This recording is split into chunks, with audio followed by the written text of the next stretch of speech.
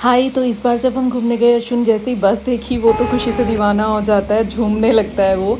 और हम जब पहुँचे, बहुत गर्मी थी, कबूतर थे बहुत सारे गर्मी में, पर वहाँ पानी भी रखा हुआ था, बट क्या ही कर सकते हैं। फिर अर्शु और मैं मंदिर की ओर चल लिया। अर्शु को लेके मैंने, और थर्ड फ्लोर पे है मंदिर, तो उसे लेकर गई। फर्स्ट टाइम वो खुद से ऐसे चढ़ के गया सीढ़ियाँ।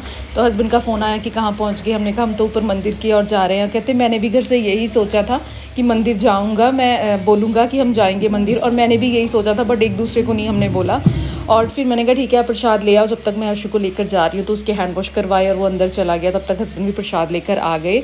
तो अंदर मंदिर में इन्होंने काफ़ी ज़्यादा टॉयज़ रखे हुए हैं बच्चों के लिए, और गेम्स रखी हुई हैं खेलने के लिए। तो मंदिर में एकदम शांति और इतना सुकून था, इतनी दिल को शांति मिली कि क्या ही बोल सकते हैं, और इतनी पॉजिटिव वाइब्स आ रही थी। फिर अर्शु को वहाँ पे सिखाया चरनामत लेना और प्रसाद लेना, पंडित जी ने उसे वो दिया। और जब हम माथा टेक रहे थे तब भगवान जी को कह रहा है कि मुझे बनाना मिला है। तो उससे कहा कि वो ही देते हैं सब कुछ, उन्हें पता है कब किसे क्या देना है, वो ही सब जानते हैं।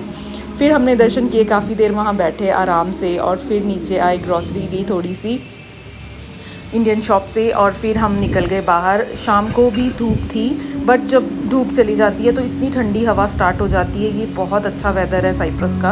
और लाइव म्यूज़िक हो रहे थे, तो हमने भी वहाँ पे सुना बैठ के आराम से लाइव म्यूज़िक। बहुत अच्छा लग रहा था, बहुत ही सुंदर आवाज़ थी।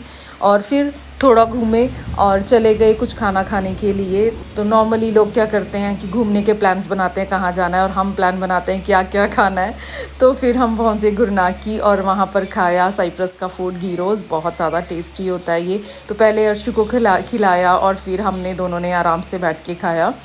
फिर हम वहाँ से निकले, दूसरी मार्केट गए हैं, वहाँ भी एक लाइव म्यूज़िक हो रहा था। अर्शु और उसके पापा नीचे ही बैठे थे, और मैं नूडल्स का एक सिर्फ पैकेट लेके आई क्योंकि ऑलमोस्ट सामान ले ही चुकी थी।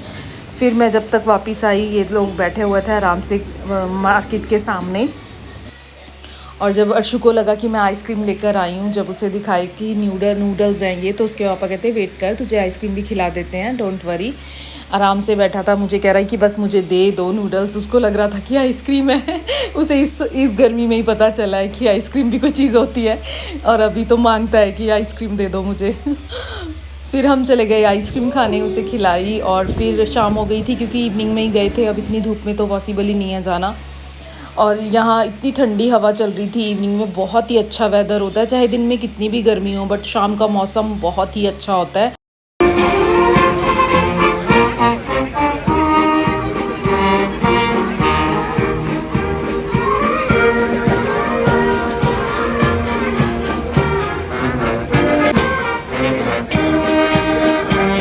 इवनिंग में म्यूज़िक एंजॉय करने के बाद फिर हम आ गए नीचे की ओर अर्शु को राइड देने के लिए।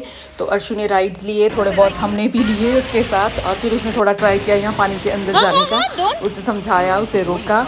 और फिर राइड्स देने के बाद फिर बस का टाइम चेक किया, और फिर आ गए हम घर।